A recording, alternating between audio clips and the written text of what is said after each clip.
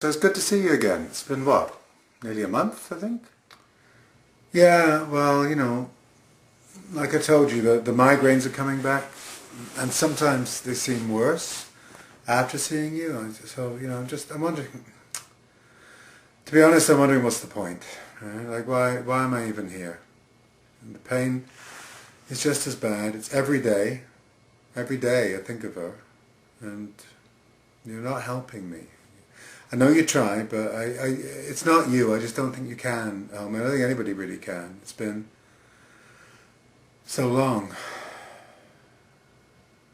Yeah, so this sounds to me like a kind of resigned or despairing part. Is that it? Yeah, it's okay. Okay, and it seems pretty blended with you. If you had to say maybe how blended it feels in terms of, does it feel like it's you? Does it feel like it's like 90% blended? 60%, 40%? What's your sense of it? I'd say 90. Oh, okay, about 90%. That's pretty blended. All right. But it means you've got some wiggle room there. All right, so let's see if we can work with that. Ask this part of you if it would be okay to just separate out from you a little bit. Just so you can get to know it better. See if it can agree to do that. I'm hearing yes. Can? Great. Great, good. So just ask it to do that, right? And as it does that, let me know about how blended it feels now. Yeah, maybe 60%. Okay, about 60%, that's great. Good, all right. So this is a protective part of you, right? It's protects in a way which is about despairing or resignation. How are you feeling towards it? Are you feeling open towards it? Yeah, pretty much. Yeah, okay, good, all right. So see if you can ask it then, what does it want you to know about itself? How come it's getting your attention in this way? Okay, all right, I can do that.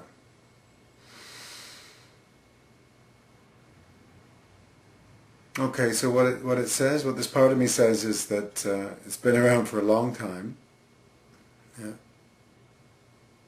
Oh, and it tells me its job is to protect me from hope. Somehow it says it's dangerous to hope, and coming here is about hope, or at least that's what it says. That's what it's telling me. Does what it's saying make sense to you? Yeah, it does. Yeah, it makes sense. Yeah. Good, then let it know that you get it and see what else it wants you to know about itself. All right. So I'm letting it know I get what it's saying. All right. And it's telling me, like I said, it's been around a long time. Since I was eight years old, it's saying. I'm seeing a number 8, so I think it's talking about being 8 years old. Oh, all right. And now there's a part talking about my dog, Jessie. Wow. I haven't thought about her for a long time. She died when I was 8. She was really sick, but I don't know why I'm thinking about her.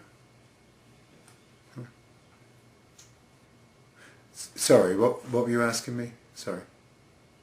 If your dog's coming up, then I'm guessing that there's some information that your parts want you to know about that. So just stay with them. Stay with this cluster of parts that's connected to Jessie, and see what they want you to know. See what they can tell you. Okay. Yeah, right. Well,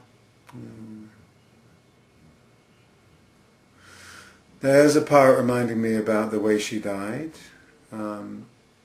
She had been sick for a really long time, and this part's letting me know. Yeah, its mum and dad said that Jessie was really sick and that they couldn't afford the vet bills anymore, but it was up to this 8-year-old to decide if she lived or not, and she was in pain. They told him that she was in constant pain, so. Yeah. He's showing me he took her out for her last walk, but he carried her because he was crying so hard. It's really sad.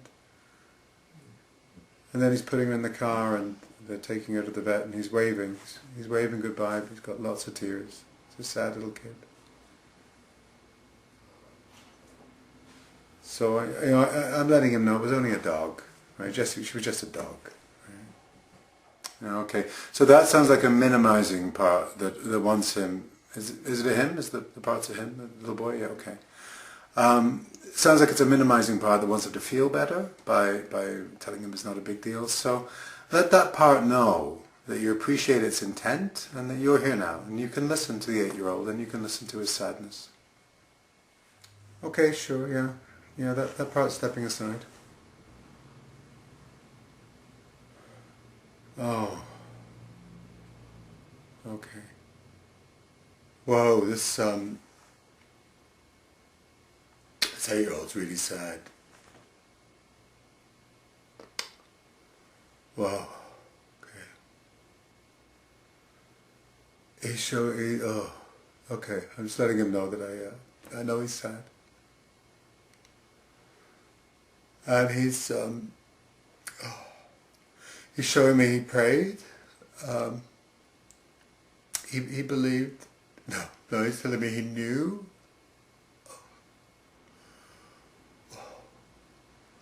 Just asking him not to overwhelm me so that I can listen to him.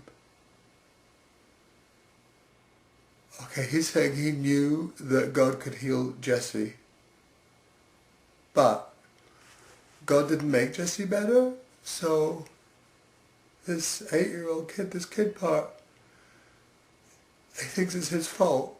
Yeah. What he's telling me is he should have prayed harder, and he should have been a better kid, because if he was a better kid, then his dog,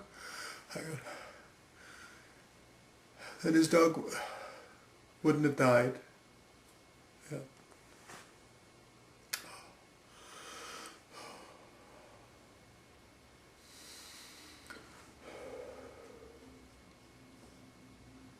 Okay, now I've got a part telling him that there is no God, and that it's not his fault that Jesse died. That God is just make-believe, like Santa. That's what this other part's saying. Yeah, this part's telling him, it's saying that's just how it is, and he was stupid. He was stupid to hope for anything different, and that there's no point hoping for anything different because it never works out. So there's no point in praying, and that's just it. Kind of saying you got to suck it up, but he's also a young part, kid part. Good. So is this part willing to step aside so we can keep getting to know this part whose dog died? Is that okay to do? It says no. No, it's saying no? Okay. Okay, that's fine. Ask it what its concern is. What does it think might happen if it was going to step aside? It says there's too much pain. Too much pain. All right, yeah. Does that make sense when it says that? Yeah, it does. Let it know. Let it know that you get that. It's worried about too much pain. So it sounds to me like it's concerned that this 8-year-old boy part's going to overwhelm you with his pain, with his sadness and whatever. So as you let it know that you appreciate it telling you this, let it know that we're going to come in and we're going to ask that 8-year-old part of you not to overwhelm you. And we're going to let it know that you get that it has a lot of pain, right? But if it overwhelms you with its pain, then it's going to activate your protectors. And once your protectors are activated, you won't be able to stay with it.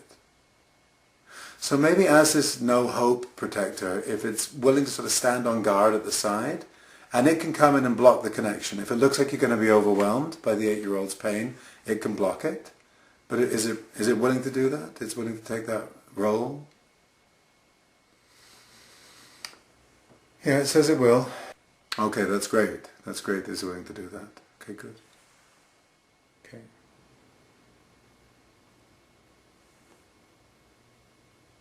Okay. So I'm back with the sad part now. He's got so much sadness. He says, oh, okay.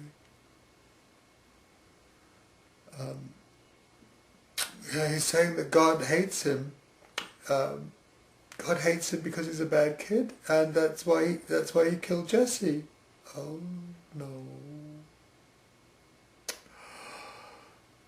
Yeah, I'm just letting him know I'm here, that I'm listening to him. God, he's sobbing. Oh, he feels so terrible. Oh, he's all by himself and he's just sobbing.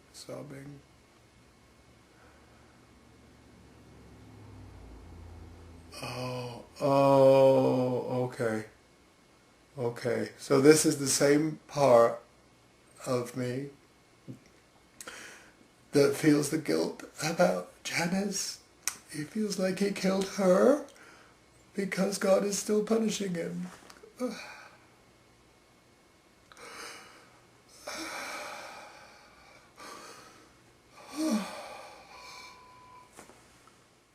Yeah.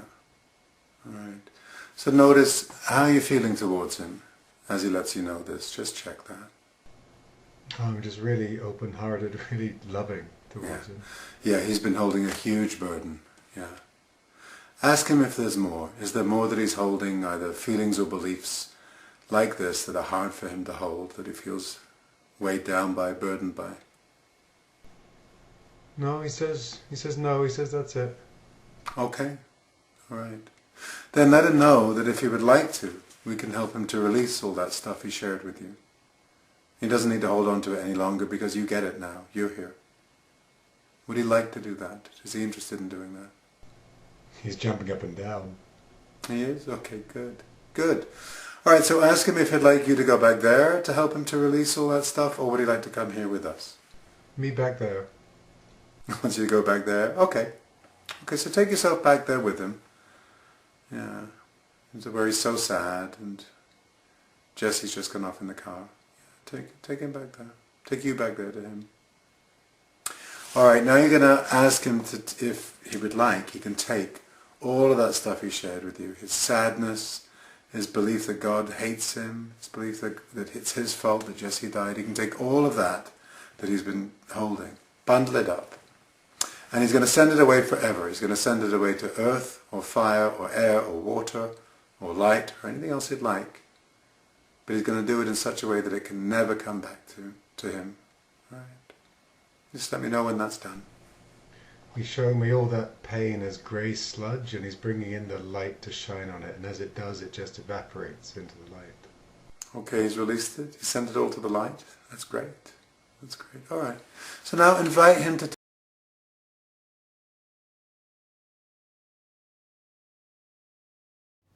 This was the darkest day in my life.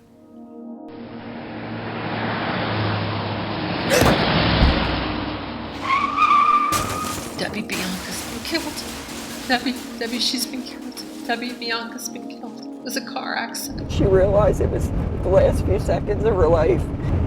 You know, are you in heaven? Is there a heaven? Are you there? And sitting in here, right here, that I heard someone or something in my mind say, you know, you're going to start a nonprofit.